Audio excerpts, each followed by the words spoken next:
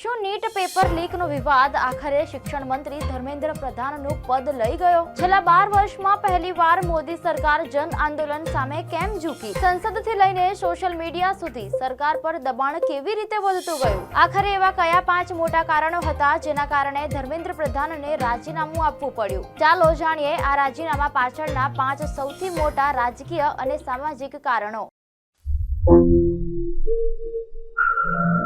નમસ્કાર, ધ લોકસત્તા શોમાં આપનું સ્વાગત છે. નીટ એ માત્ર એક પરીક્ષા નથી. દર વર્ષે લાખો વિદ્યાર્થીઓ ડોક્ટર બનવાનું સપનું લઈને આ પરીક્ષા આપે છે અને હજારો પરિવારો વર્ષો સુધી મહેનત તેમજ પૈસા ખર્ચે છે. ઘણા વિદ્યાર્થીઓ માટે આ માત્ર એક પરીક્ષા નહીં પરંતુ તેમના સમગ્ર ભવિષ્યનો નિર્ણય કરતી એક તક હતી. પરંતુ જ્યારે નીટ પેપર લીકના આરોપો સામે આવ્યા ત્યારે લાખો વિદ્યાર્થીઓને લાગ્યું કે તેમની વર્ષોની મહેનત સાથે અન્યાય થયો છે.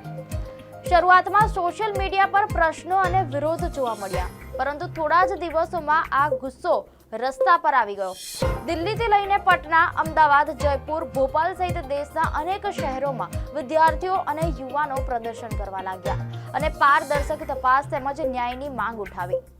સરકારને શરૂઆતમાં કદાચ લાગ્યું હશે કે આ વિરોધ થોડા દિવસોમાં શાંત થઈ જશે, પરંતુ તેના બદલે દરેક પસાર થતા દિવસ સાથે આંદોલન વધુ વ્યાપક બનતું ગયું. દેશભરમાં વિદ્યાર્થીઓ રસ્તા પર ઉતર્યા. વિપક્ષને સરકાર સામે મોટો રાજકીય મુદ્દો મળી ગયો. સંસદમાં હોબાળો શરૂ થયો અને આખરે શિક્ષણ મંત્રી ધર્મેન્દ્ર પ્રધાને રાજીનામું આપ્યું.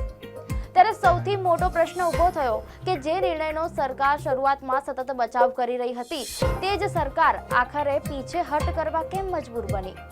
રાજકીય વિશ્લેષકોના મત અનુસાર તેની પાછળ 5 મોટા કારણો હતા, જેમાં સૌથી પહેલું અને સૌથી મહત્વનું કારણ હતું દેશવ્યાપી વિરોધનું સતત વધતું દબાણ.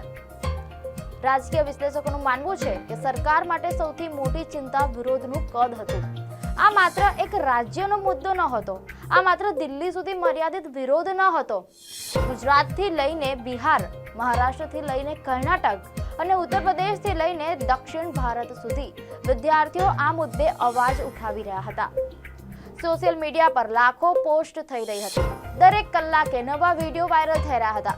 મીડિયા અહેવાલ અનુસાર રાજકીય લેખિકા અદિતિ ફડણવીસના મતે 2024ની લોકસભા ચૂંટણી પછી સરકાર પહેલાથી જ ઓછી બહુમતી સાથે સત્તામાં હતી અને એવામાં યુવાનોનો આટલો મોટો વિરોધ સરકાર માટે ચિંતાનો વિષય બની ગયો.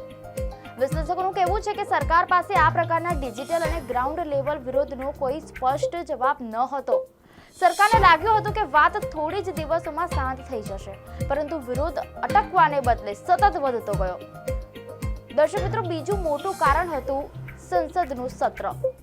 તે સમયે સરકાર કેટલાક મહત્વના બિલો આગળ ધપાવવા માંગતી હતી, પરંતુ નીટનો મુદ્દો સમગ્ર ચર્ચાનું કેન્દ્ર બની ગયો. વિપક્ષે સતત સરકારને ઘેરવાનું શરૂ કરી દીધું. સંસદમાં રોજ આ મુદ્દે ચર્ચાઓ થવા લાગી. મીડિયા અહેવાલ મુજબ રાજકીય વિશ્લેષકોનું કહેવું છે કે સરકારને ડર હતો કે જો આ સ્થિતિ લાંબી ચાલશે તો આખું સંસદીય એજન્ડા જ ખોરવાઈ જશે. પ્રોફેસર હરીશ વાનખેડેનું માનવું છે કે આ આંદોલને વિપક્ષને ફરી સક્રિય બનાવ્યો. વિપક્ષના નેતાઓ રસ્તા પર પણ ઉતર્યા અને સંદેશ એવો જવા લાગ્યો કે સરકાર પોતાના જ નિર્ણયોનું યોગ્ય રીતે સમર્થન કરી શકતી નથી. સરકાર માટે આ રાજકીય રીતે અસહજ સ્થિતિ હતી. દર્શક મિત્રો, ત્રીજું કારણ સીધું રાજકારણ સાથે જોડાયેલું હતું. આગામી વર્ષોમાં અનેક રાજ્યોમાં ચૂંટણી થવાની છે. ખાસ કરીને ઉત્તર પ્રદેશ જેવી રાજકીય રીતે સૌથી મહત્વની ચૂંટણી સામે હતી. મીડિયા અહેવાલના અનુસાર રાજકીય વિશ્લેષકોનું માનવું છે કે સરકાર યુવાનોને લાંબા સમય સુધી નારાજ રાખવાનું જોખમ લેવા તૈયાર ન હતી. પ્રથમ વખત મતદાન કરનારા યુવાનોની સંખ્યા સતત વધી રહી છે અને શિક્ષણ તથા રોજગાર જેવા મુદ્દાઓ તેમની પ્રાથમિકતા છે. જો આ મુદ્દો ચૂંટણી સુધી જીવંત રહેશે અને રહેતો તો તેની રાજકીય અસર પડી શકે તેમ હતી. સરકાર કદાચ એ જોખમ લેવા માંગતી ન હતી. દર્શક મિત્રો, ચોથું કારણ થોડું અલગ હતું. તે સીધું ચૂંટણી કરતા પણ લાંબા ગાળાના રાજકારણ સાથે જોડાયેલું હતું. મીડિયા અહેવાલો મુજબ વિશ્લેષકોનું કહેવું છે કે આરએસએસ વર્ષોથી યુવાનો સાથે જોડાવાનો પ્રયાસ કરે છે. એબીવીપી જેવી વિદ્યાર્થી સંસ્થાઓ પણ દેશભરની યુનિવર્સિટીઓમાં સક્રિય છે. જો મોટી સંખ્યામાં વિદ્યાર્થીઓ સરકાર સામે ઊભા રહે તો તેની અસર વિદ્યાર્થી રાજકારણ પર પણ પડી શકે છે. રાજકીય વિશ્લેષકોનું માનવું છે કે આ મુદ્દાએ આરએસએસ અને તેના વિદ્યાર્થી સંગઠનોને પણ ચિંતામાં મૂક્યા હશે. જો કે આ અંગે કોઈ સત્તાવાર નિવેદન આપવામાં આવ્યું નથી. પાંચમું કારણ ભારતની આંતરરાષ્ટ્રીય છબી સાથે જોડાયેલું હતું. તાજેતરના વર્ષોમાં દક્ષિણ એશિયાના કેટલાક દેશોમાં વિદ્યાર્થી આંદોલનોએ મોટા રાજકીય ફેરફારો લાવ્યા છે. બાંગ્લાદેશ, નેપાળ અને શ્રીલંકા આ ઉદાહરણો વારંવાર ચર્ચામાં આવ્યા. વિશ્લેષકોનું કહેવું છે કે ભારતની પરિસ્થિતિ અલગ છે. અહીં એવી શક્યતા ઓછી છે, પરંતુ સરકાર કદાચ કોઈ પણ પ્રકારનું લાંબુ વિદ્યાર્થી આંદોલન ટાળવા માંગતી હતી, કારણ કે લાંબા સમય સુધી ચાલતા વિરોધથી આંતરરાષ્ટ્રીય સ્તરે સરકારની છબી અને રોકાણકારોના વિશ્વાસ પર પણ અસર પડી શકે છે. તો આખરે ધર્મેન્દ્ર પ્રધાનને રાજીનામું કેમ આપવું પડ્યું? સરકારનો સત્તાવાર જવાબ છે કે તેમણે નૈતિક જવાબદારી સ્વીકારી. આખરે ધર્મેન્દ્ર પ્રધાનનું રાજીનામું માત્ર એક મંત્રીનું રાજીનામું ન હતું.